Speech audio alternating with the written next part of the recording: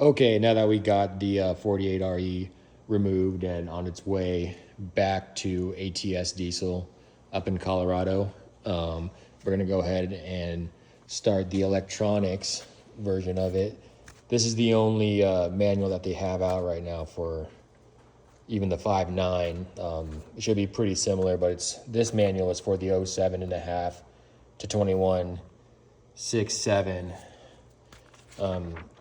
But it's close enough, you know, it's going to be tick for tack pretty much, I hope. So, but yeah, right now, I already got the fender well off. That's the first step. And then we're going to go ahead and mount the bracket with the TCM on there. And I don't know if you can see that, but there should be a spacer between the bracket and the TCM that you mount right there. And now you just go ahead and attach that to the hood bolt right there. I believe it's a 13 millimeter. And then the 5.9, at least on mine, the horn is mounted right here. It's mounted right there. So there is no bolt right here. So the instructions say just to go ahead and put a self-tapper in. So that's what we're gonna go ahead and do next. And then I also went ahead and cleared some of the body off right here. So that's why that rubber glove is on there. So no sparks will get in that connector right there. But yeah, just so when the harness comes from the TCM, it has a nice clean passageway right here so it doesn't get pinched underneath the fender well. So yeah, next we're gonna go ahead and put a self-tapper in right there. So now that our TCM is mounted in the fender well using our spacer and the bracket, we're gonna go ahead and remove this cover right here, normally used in a manual transmission for the clutch, I believe. We're gonna go ahead and undo two 15 millimeter nuts right here, and then this is gonna just pop right out in the engine bay.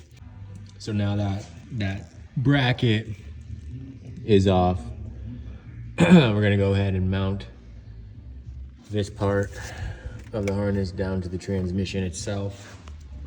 And the way I did it, I went through that little cutout that I made with the Sawzall. This is the harness right here. Came through, up and over. I don't know if you're gonna be able to see that. Up.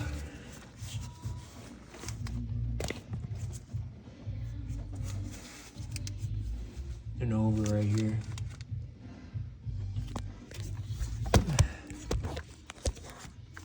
Right there, up and over that. Down. There. To the transmission. All right. Jeez. So after we got the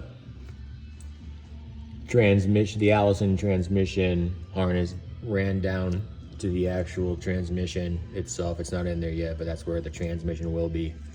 We're gonna go ahead and connect the harness that's gonna be running into the cab. So we're gonna go ahead and connect it right there.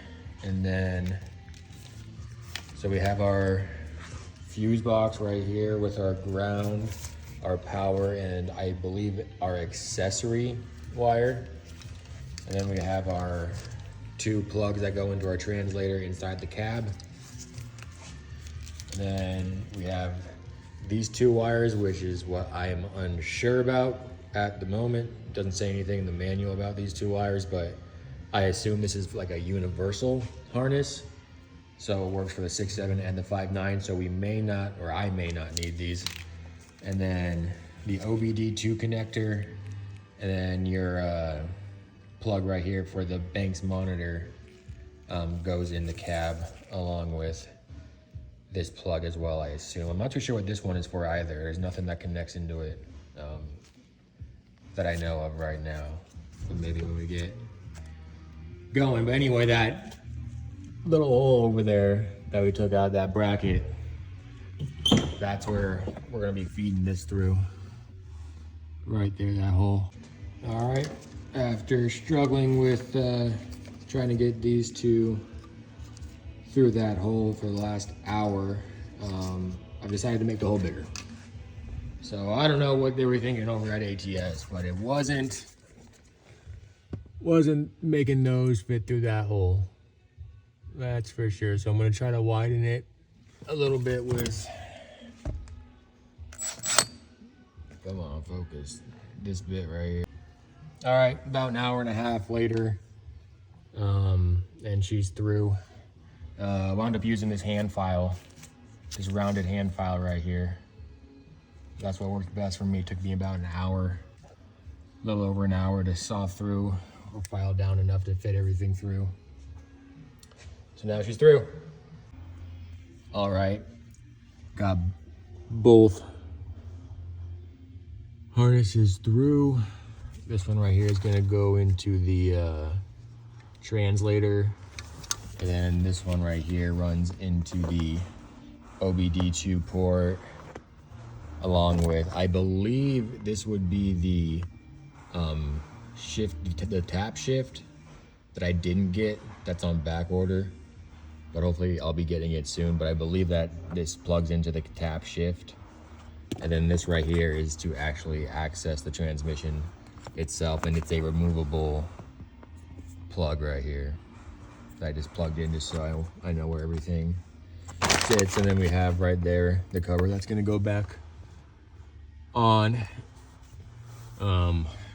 So yeah, I'm probably gonna put a grommet in there, make sure those wires don't get chopped up. So I'm trying to install this translator here on the inside of the cab, and it's supposed to go on that bolt right there, but the top of the translator box keeps hitting that cross right there, the top of it right here, and I can't get the angle, and it doesn't go in at all.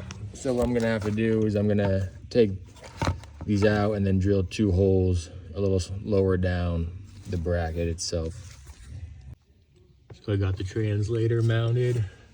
I didn't wind up drilling new holes. What I did is I just bent the bracket just to make it fit.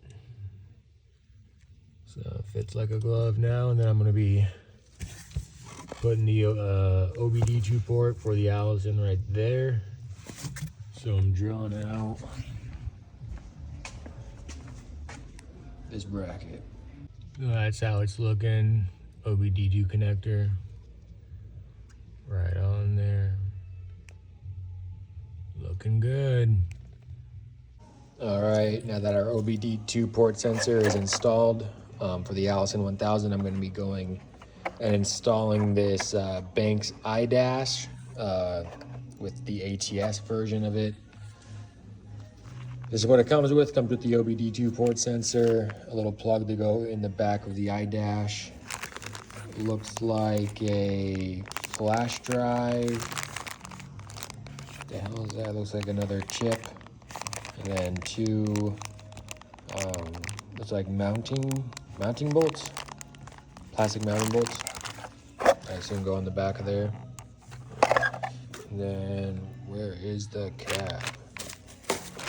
Oh, there it is. There's the back of it. So let's go ahead and get this thing mounted. All right, after installing the Banks iDash, this is how it looks. I just installed the oil pressure gauge and the oil temperature gauge as well. So there we go. All right, now we're gonna begin mounting in the engine bay. So for the ground on the video on YouTube, I think Edgar is the technician. He says to mount it behind the factory ground. So that's what I did. I mounted the ground behind the factory ground. Then I've got my positive and my accessory cables coming up from the same way. And in the video, they mounted the fuse box right here, but what I'm gonna do, I removed the battery right here, and I'm gonna mount the fuse box right here to the side of this battery box, like so it matches over here versus sticks out, because I'm gonna have my EGT, where the hell is it? My EGT thing trapped right here over the fuse box. So I want the fuse box right here. So that's what I'm doing. So I'm just gonna drill 2 holes right here and then put some bolts right in there. This is the end product of the top wiring. The ground, which is right here. The power, or I should say the positive, is right here. We'll line up with the positive. Then the accessory, I believe, goes in this fuse box, which I will do. Then you just have to tidy that up. So online, it does say no splicing. However, I did need to splice this harness right here. You need to splice it to the ABS control module, and it's gonna be a white and blue wire and a white and orange wire. You need to splice that to the white and blue wire of the ABS module. So white and blue goes with white and blue. And then on the ABS module, there's gonna be a white and green wire. That white and green wire goes to the white and orange wire from the harness. So you're gonna go ahead and splice that. This is from what Cody at ATS told me. I might blur that out. So a technician at ATS told me what I just had said about the connection points. So I went ahead and did that and reconnected the connector there. And yeah, now I'm just gonna go ahead and tidy this up. And I just read it and redid the whole loom as well while I was in here. So next we'll go ahead and just tidy this up. And then I did buy a battery kit for this, so we'll see if I have the time to do that as well. So, but yep.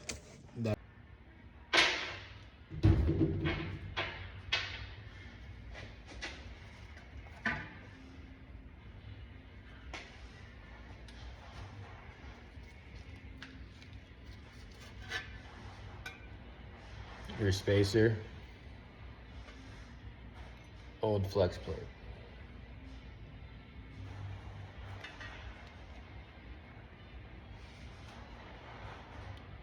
Yeah, it's super thin compared to the other one, that's for sure.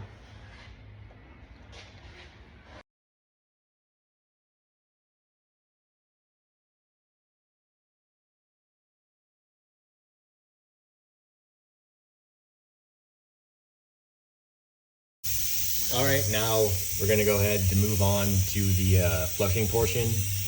Before we put the trans back in, we're gonna go ahead and flush all the lines and the coolers.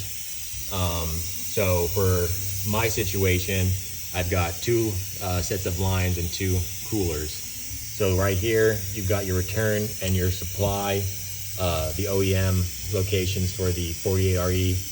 Except I believe this right here is missing a 90 to come to the back of the transmission. It hooks to my auxiliary trans lines. But yeah, we're gonna go ahead and blow some compressed air through the return, and then all the excess ATF plus 4 that remained from the 48RE will come out into the pan. And then we're gonna go ahead and use this cooler clean transmission cooler line flush I got at the local O'Reilly's. We're gonna go ahead and do that. Then after that, we're gonna go ahead and run some some Transcend 668 Allison approved fluid. And to do so, we're gonna use their fluid dispenser to go ahead and flush that Allison fluid through the lines and the transmission coolers themselves. So let's get to it. Hopefully it's not too messy.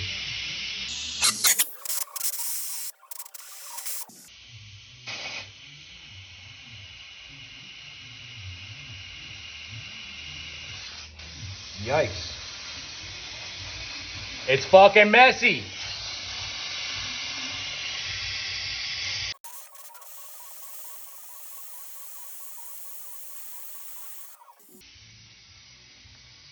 That works swell. Hold it up.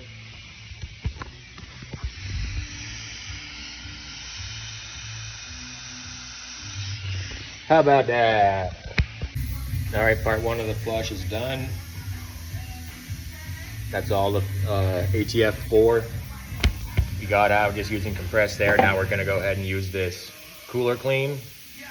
So yeah, it just says attach appropriate fitting to transmission feed line. Next, attach hose to transmission return line to collect flush and residue and waste container. Hold up right and actuate. Flush until clear for best results. Use entire contents per installation, then turn can upside down and continue cleaning with air only until can is fully empty. So that's what we're gonna freaking do.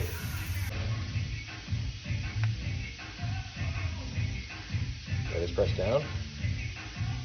No, there we go. No protection on now. All right, here we go. Let me actually put that on a little more snug. There we go.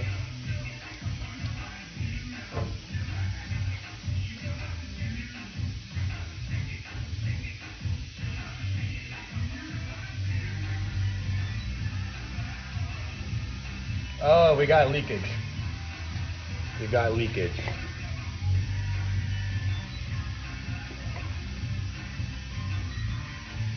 We've got some leakage. Alright, perfect. No more leakage. Slight leakage.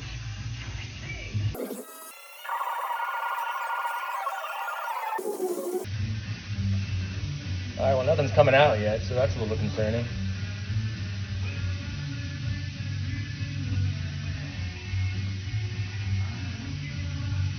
There we go. Woo! Got a little scared there for a second.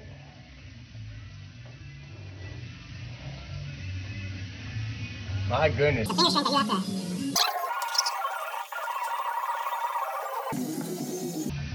Holding it upside down now. Oh. She's a squirter. Alright, now I'm going to go ahead and hit it with some compressed air. Get all that.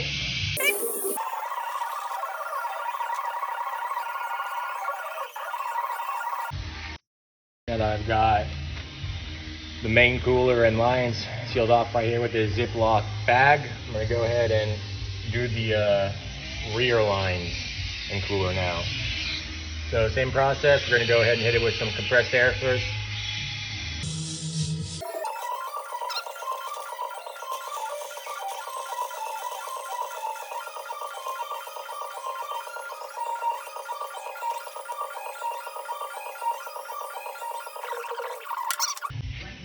Alright, we're going to go ahead and hit the auxiliary cooler with some cooler clean now.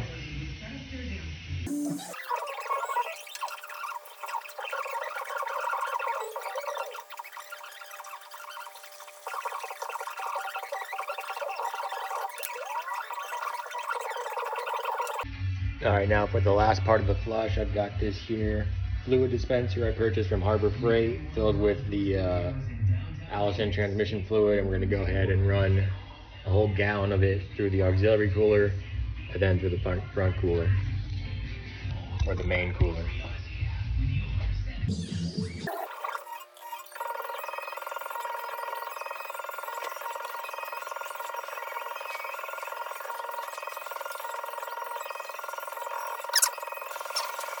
All right, now we're going to go ahead and do the last part of the flush on the primary cooler, the Mishimoto. So we have to fill this fluid dispenser up with Allison approved transmission fluid. We're going to go ahead and run this whole gallon of it through the main cooler and main lines. We're going to go ahead and fill it up.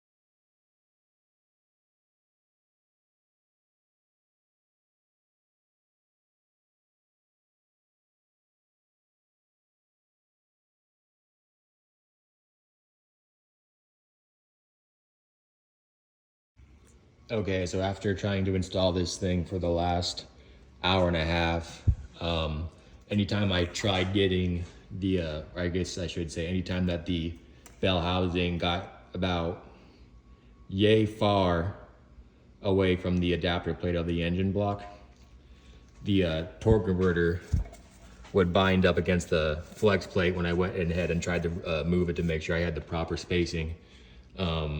You know, I tried to install this thing probably at least another 10 to 15 times, if not more. At different angles, this, that, and the other thing.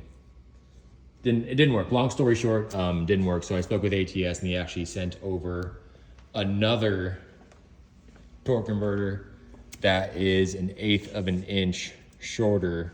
I'm not too sure if the shaft is shorter or what, but it's 1/8 of an inch shorter than this one right here. So we're gonna go ahead and put some transmission fluid in this one right now, just to make sure that when we start it up, it's not starting up dry. And we're gonna go ahead and slap it back into the Allison and try this thing again. So let's go ahead and get her going.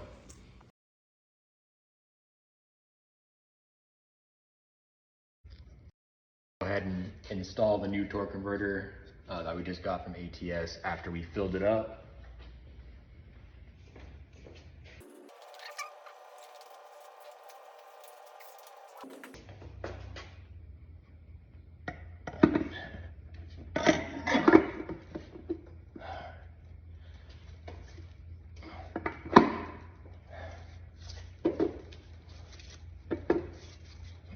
So after you get that initial pop, you want to rotate and apply pressure at the same time and lift up. Oh, come on. Ah, there we go. And now she's in.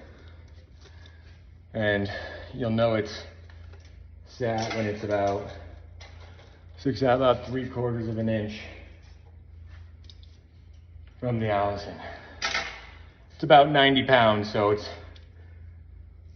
it's no easy task, but there you go.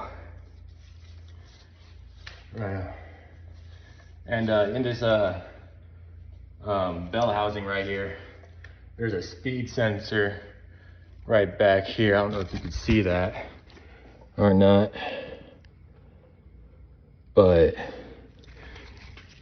it also, I mean, it's got to be 1/8, if not 1/16 of an inch away from that thing. Let me see if I can get a different angle. All right, so here's another video of the torque converter just installed. They actually notched out a little piece of that metal right there, so gives it enough clearance to pass. And then through the, I assume this is a speed sensor, not 100% sure, but yeah, there's probably 1/8 of an inch or 1/16 of an inch in between the torque converter and that sensor back there. So yeah, it looks about 3/4, 1/2 inch to 3/4 from the bell housing itself. But that's fully sat.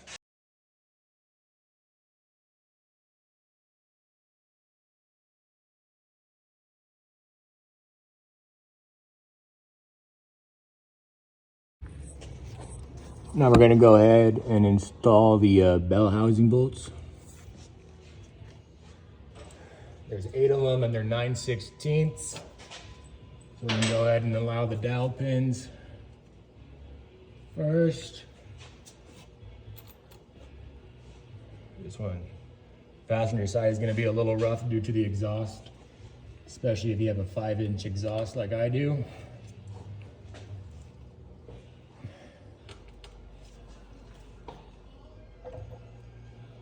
Okay, it's pretty close. Go ahead and just get our bell housing bolt started.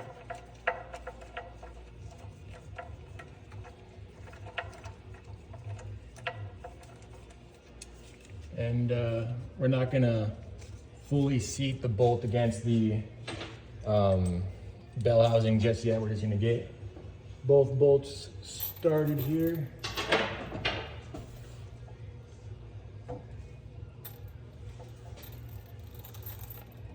Good.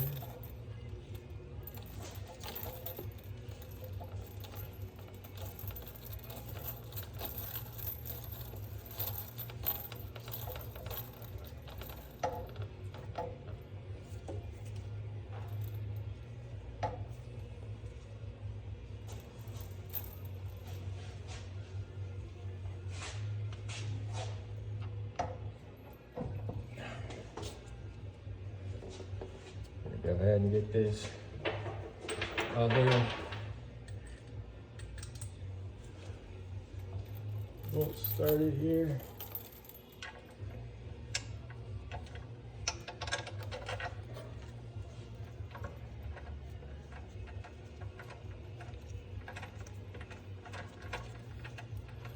Again, making sure that the dowel pins are aligned. Just so after you get the dowel pins aligned, so the transmission can't back out off the dowel pins.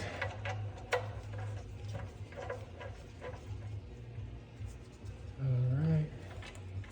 Now we're gonna go ahead and check our torque converter spacing, and we can move it, so we do have the proper spacing as of right now. And now we're gonna go ahead and get our other bolts in. Again, leaving our torque converter bolts just hand tight, just so the transmission itself can't back off the dowel pin bolts. I'm gonna go ahead and install this driver's side top bolt. Let's go ahead and get it started.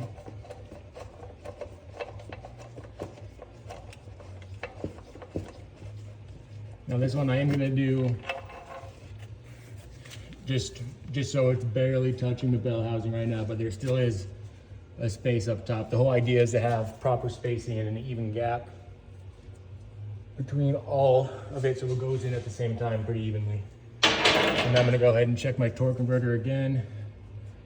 And it's yet again spins freely, so we're good there. Now see, with the other torque converter, I got this far, but as soon as I started tightening up these bolts, and I got about 1/8 of an inch or 1/16 of an inch away from having it flush,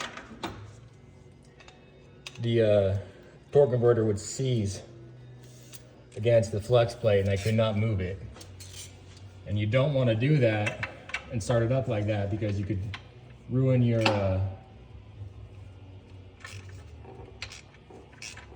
pump, or I think it's called your thrust bearing or something like that as well on your engine.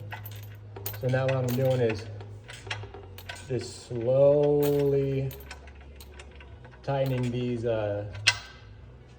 dowel pin bolts up evenly and checking the torque converter to ensure that we have the proper spacing between the flex plate and the torque converter. So we're gonna go ahead and do a little more on each side.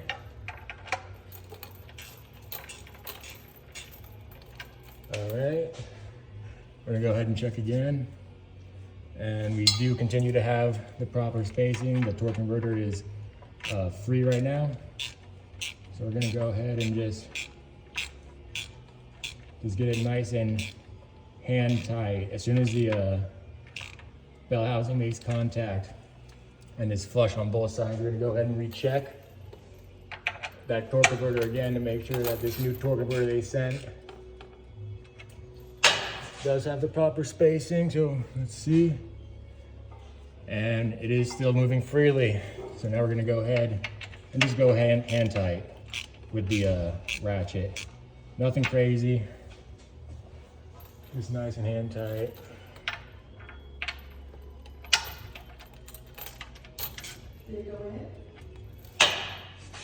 And we're gonna go ahead and do our torque converter again, and we do have the proper spacing, and it is fully flush, so the new one did work. Right on. And to check the spacing, you're just gonna come Here, I'll put you in this gap and I'll go through the bottom of the access hole, and you can see we now have the proper spacing as before it was binding up. And it is fully sat against the housing.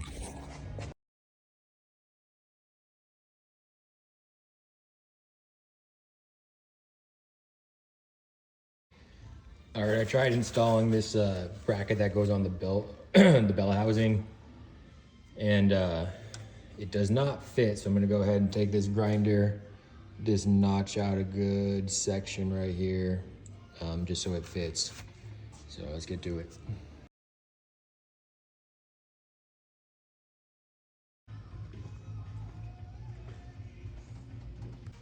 So I'm installing the dipstick right now, and this bracket was on the dipstick because this dipstick is actually from their 6.7 kit apparently, because it's actually supposed to be bolted onto the fuel filter over here. So I just cut it off and fed it up through the bottom with it installed. I still had enough room, and I'm about to go ahead and actually insert it right now, but that's just it right there, being dry fitted.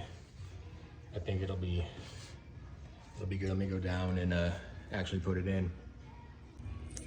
All right, so I went ahead and ran the dipstick through there. Just dry fit it. It looks like it's gonna fit pretty good.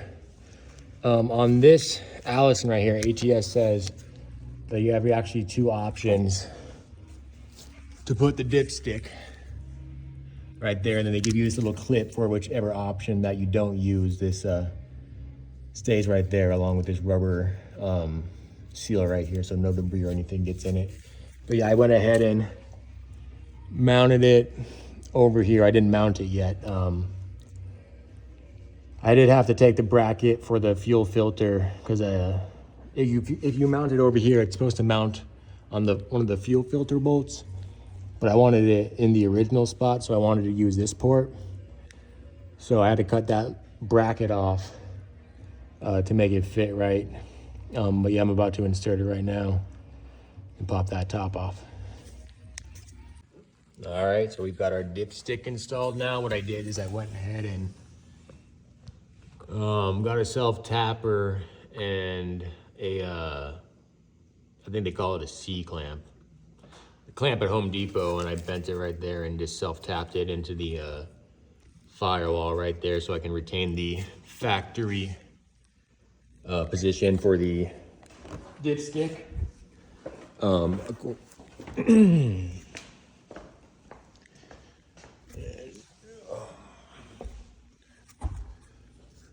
you want to make sure that that rubber grommet is in there when you would supply the dipstick, otherwise you'll have trans fluid everywhere.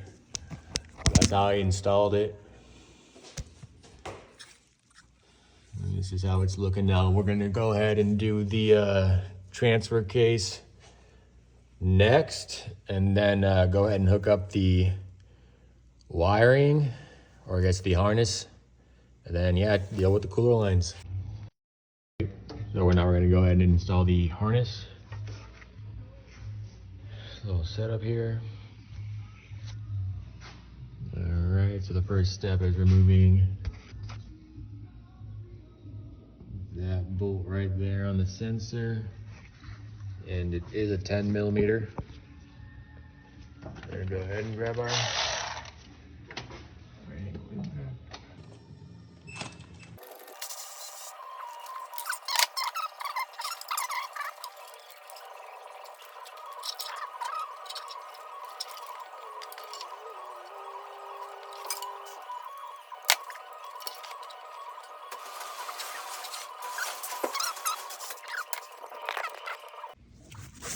now that we got that front harness bracket mounted to the transmission, we're going to go ahead and do the rear one.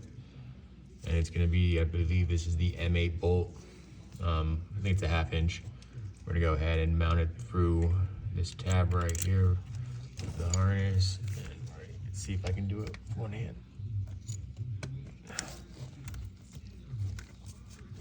Come on, baby. Here we go.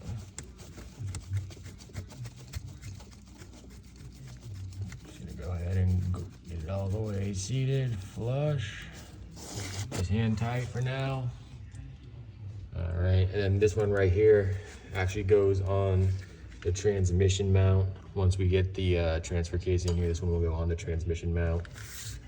And yeah, so let's go ahead and plug the actual harness in now.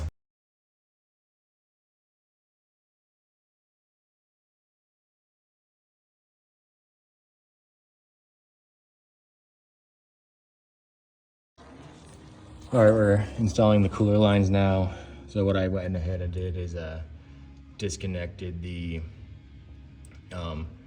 from the line from the transmission to the heat exchanger, and then from the heat exchanger to the cooler.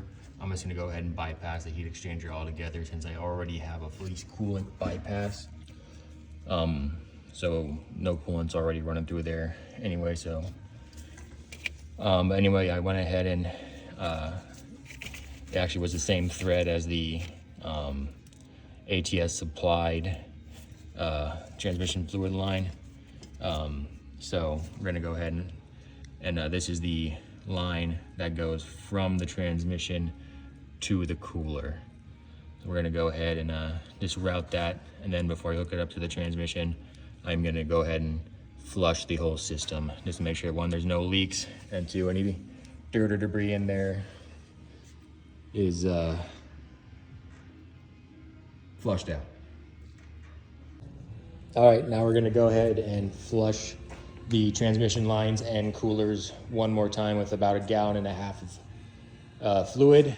So it's gonna go up through here into the 2 cooler lines, which are gonna go to the main Mishimoto, and then from the Mishimoto, it's gonna go to the BD auxiliary trans cooler, and then back, and then all the fluid that is gonna be coming out of that line right there, they have zip tied. So now we're gonna go ahead and flush the transmission lines and coolers one more time. We've got the Harbor Freight fluid dispenser and about 1.5 gallons of Castrol Transyn 668 Allison 1000 approved transmission fluid. So yeah, it's gonna go in here through both coolers and out into there. So there we go.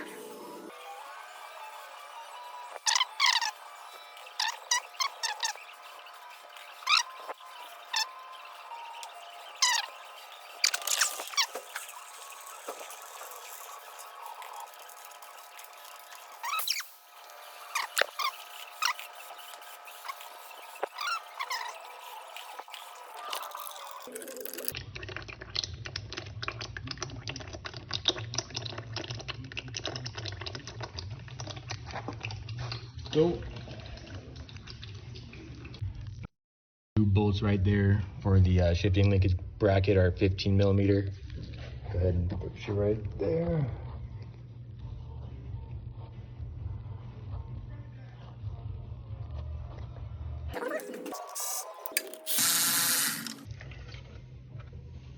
Now in the instructions it says that some of these bolts are exposed to the internals of the transmission.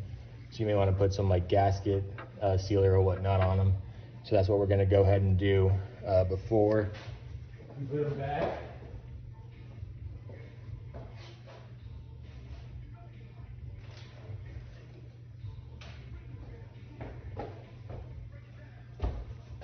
And on the gasket sealer, you don't want to actually put it like on the threaded part so much, just more towards the head of the bolt itself.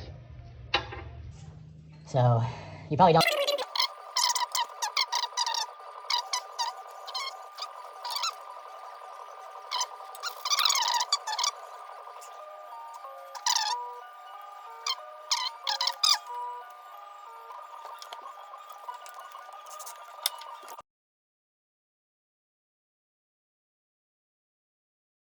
All right, now that we got our transfer case back from being rebuilt and our tone ring is set on there, we're gonna go ahead and install it, but it's a great day today. I finally got the actual instructions for the 5.9, and this is just a rough draft, so ATS hasn't even published this yet. But yeah, I finally got it, and man, I wish I had this a month and a half ago, let me tell you. So now the cooler lines now make sense because I didn't know what the hell I was doing with some of these fittings. It didn't make sense to me, but now it does make sense. And this swap is going to entail a lot more with the tuning of both the engine, and you have to download some software or something from their website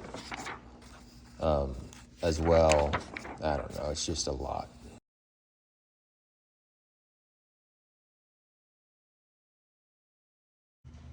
All right, so now that we've got the transfer case positioned under the truck, we're gonna go ahead and install the gasket.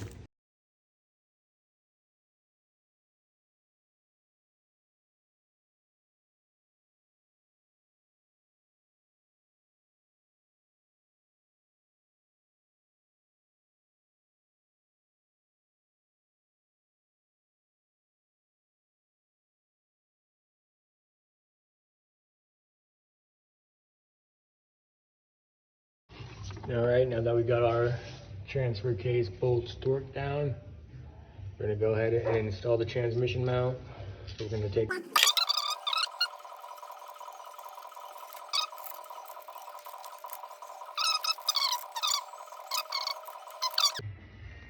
All right, now that we got the transmission mount installed, we're gonna go ahead and install the transmission mount adapter. Yet again, this is just loose. Shouldn't say loose, but it's not.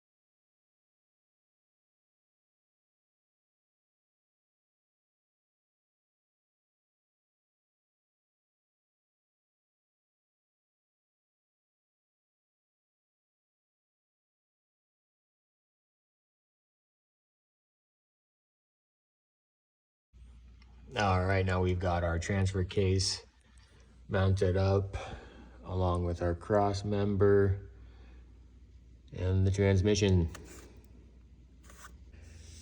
And go through all the lines and just all the nuts and bolts, make sure everything is tightened up before we start filling this up. And then when you go ahead and start it up for the first time, this is the port right here that you're going to be plugging your line pressure gauge into to get all the line pressures for the warranty. So this is not the final product, but just kind of a rough guesstimation of where everything should be. So obviously I have a line going to my auxiliary cooler back there.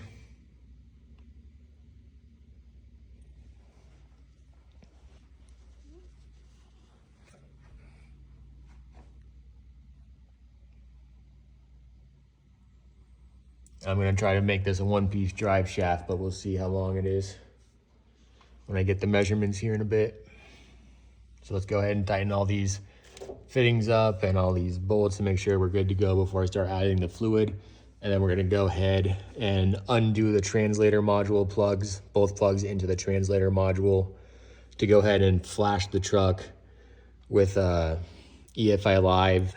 So what I did is I actually flashed this truck back to stock, so I didn't have any problems, because I was told that this whole kit was supposed to work with stock tuning. However, I was informed about 2.5, 3 weeks after I started the swap that I am gonna need not only custom tuning to make the Allison and the truck talk to each other, I'm also gonna need to download, I think it's called the ATS software or something. I don't know. It's on it's on their site. So you're gonna have to go ahead and download that. Oh, an ATS gateway software is what it's called. And then go ahead and plug that into the transmission plug. And yeah, do that as well. And then after that, we can start it up. All right, now that we got all of our lines tightened down, we're gonna go ahead and fill up the transmission itself. I went ahead and went with the Castrol Transcend 668. I got 8 gallons of it. ATS said that it would take roughly 25-ish quarts, but that's with a stock cooler and not an auxiliary cooler. So I got an aftermarket Mishimoto cooler, along with probably an additional 20 foot of transmission cooler lines and the auxiliary cooler back there. So this is what it looks like.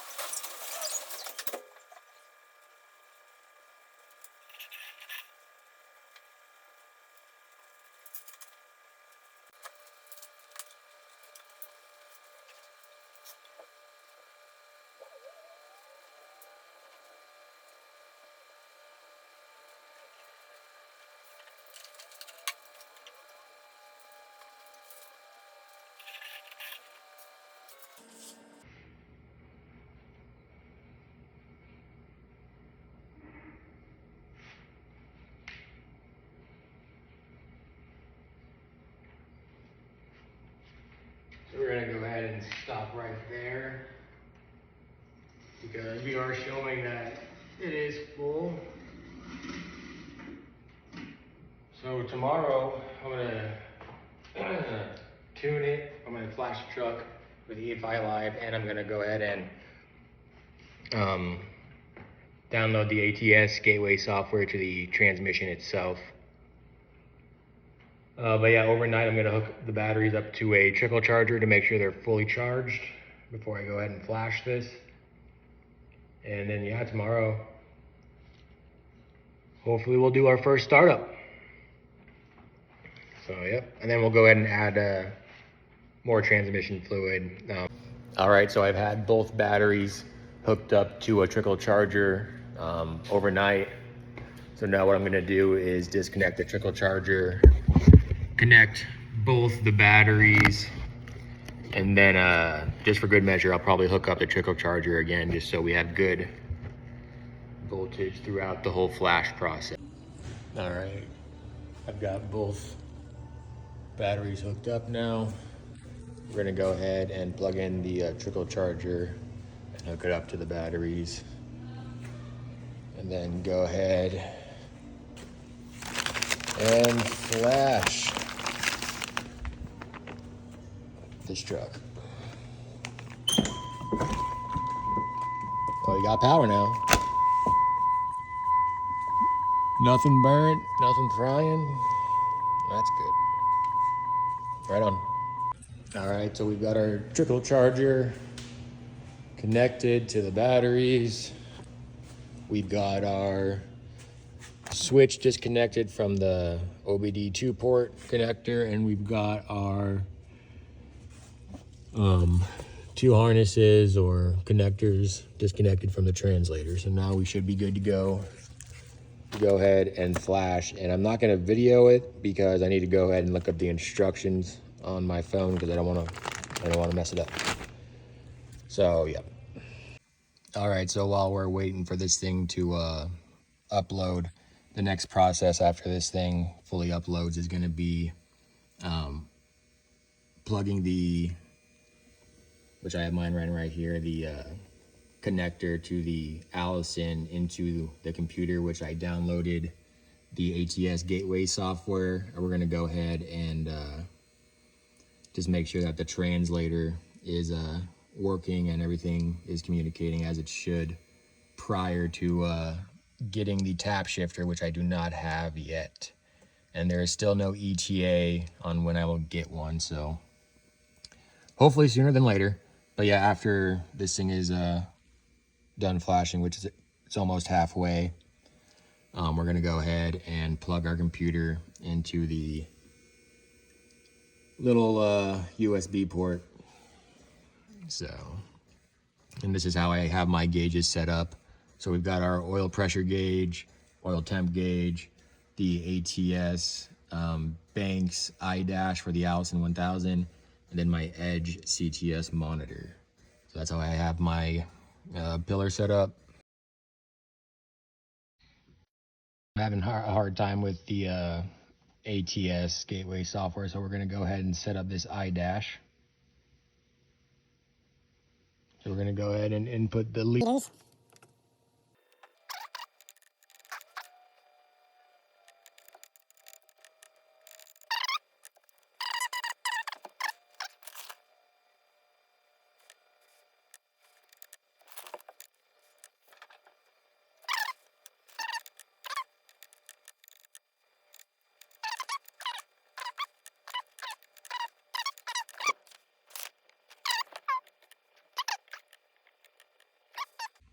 Okay, now we're gonna go ahead and do the gateway software setup.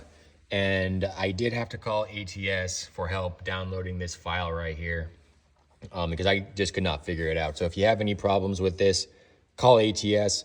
And since I don't have the tap shift yet, we're only going till step 5, which is just essentially selecting this code right here on the controller configuration menu. So let's go ahead and get this started. Hopefully you guys can see that right there. So I've actually got 2 cords right here. One's for the CTS3 scanner, which I took off just so I can fit it better. And then one's for the Allison transmission. Oh, it's gonna be tight. There we go. All right, so now that we've got that hooked up, we're gonna go ahead and open the gateway software, which is right here. And then it's going to be the software, ATS software suite application. Mine is 136 KB, which is I think is kilobytes. So we're gonna go ahead and open up the software, which is right here. And it says USB not detected. So we're gonna go ahead and make sure, oh, fuck me. There we go, we're gonna go ahead and turn on our ignition now.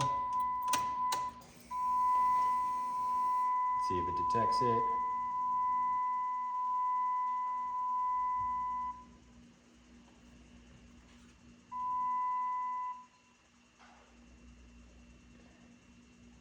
And it did not.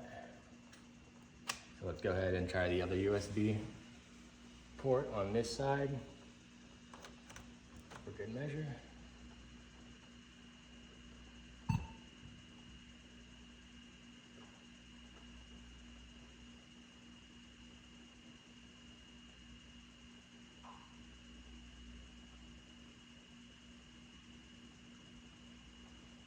Okay, and this one is also saying USB not detected.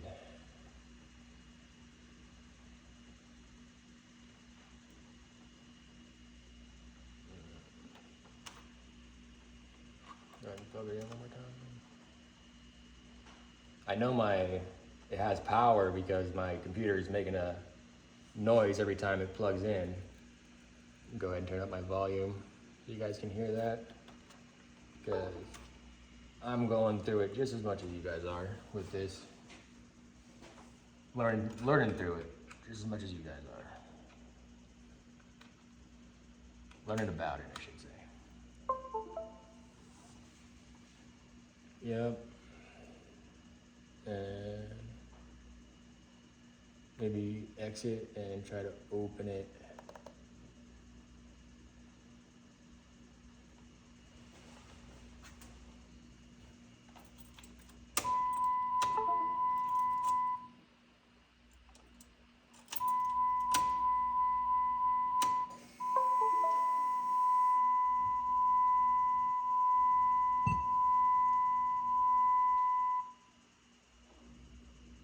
Nothing.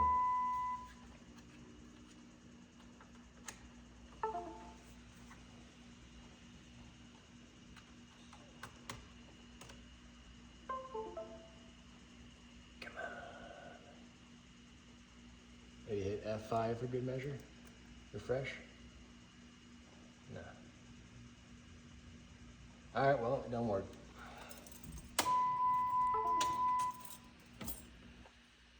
So I'll be calling them again tomorrow. All right, so after speaking with ATS regarding the USB not being read by the gateway software, I was informed that I'm going to need to switch the white and green wire on this harness right here. So now we've got our harness pins swapped and our batteries reconnected. So we're gonna go ahead and open.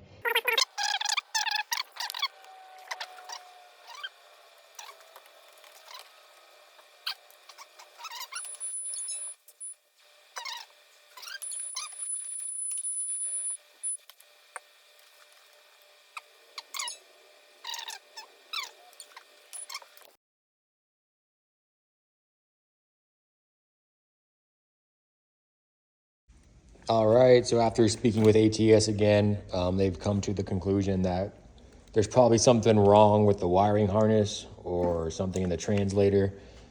So they went ahead and sent me some a new harness. It's not the complete harness, but yeah, it's a new translator harness, a new translator, and a new USB cord. So we're gonna go ahead and get the other one out and install this one. I'm probably not going to film a whole lot of this just because it is Friday and I'm trying to get this installed so I can at least do the gateway software. So if there's any issues, I can give them a call today and not have to sit on it over the weekend.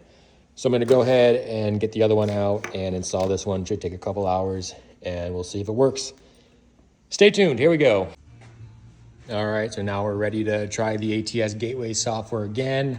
I didn't completely remove the old harness just because I didn't want to go through all that and have the same problem. So I just kind of mocked up the new harness. Everything is plugged in and spliced in and has power and whatnot. So we're gonna go ahead and do this now and hopefully it works.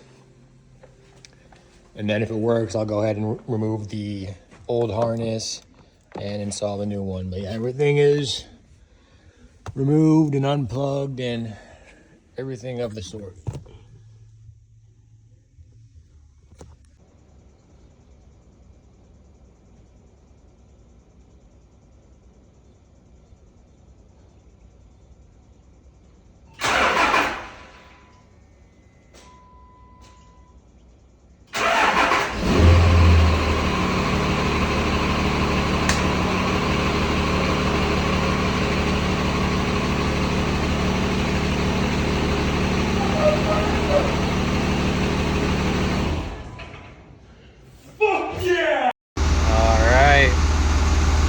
So it turns out the problem was I just couldn't program that translator module. Now my ABS is on, but it is running and everything works.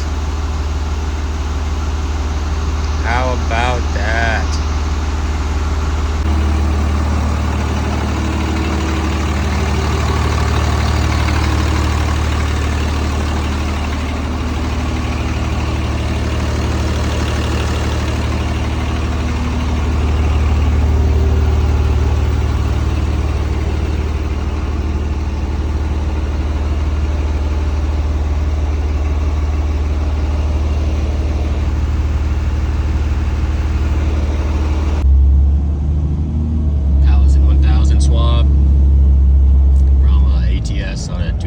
5659 Cummins.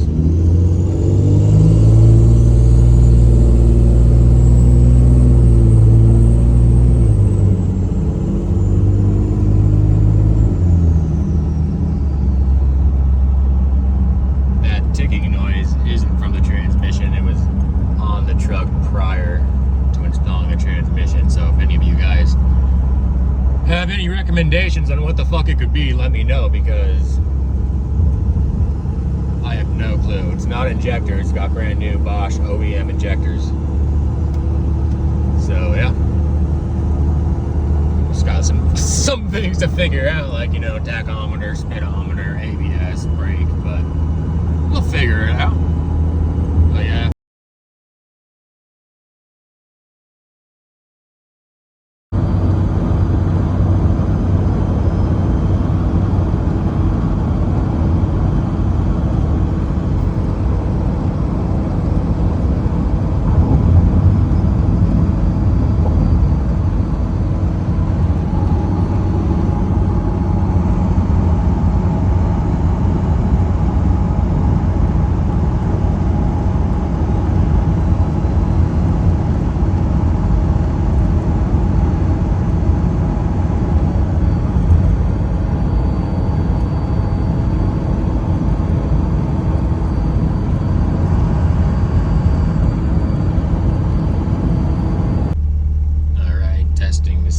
Transfer case works now, so it's in neutral.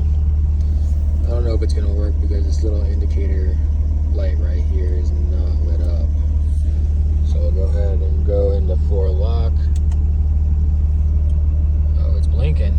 Oh, no shit, look at that. 4-wheel drive. Let's see how it sounds.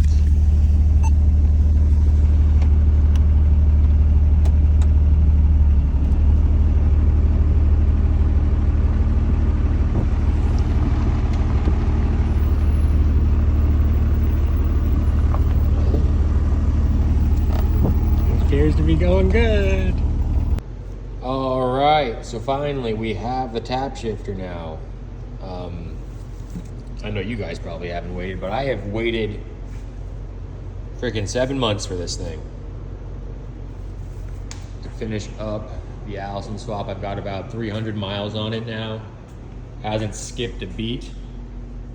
Everything is running like it should. So now we're gonna go ahead and remove this part of the dash first. I've got some extra goodies hooked up there, so it's gonna take me a smidge longer than if it were just stock. So let's go ahead and dive into that.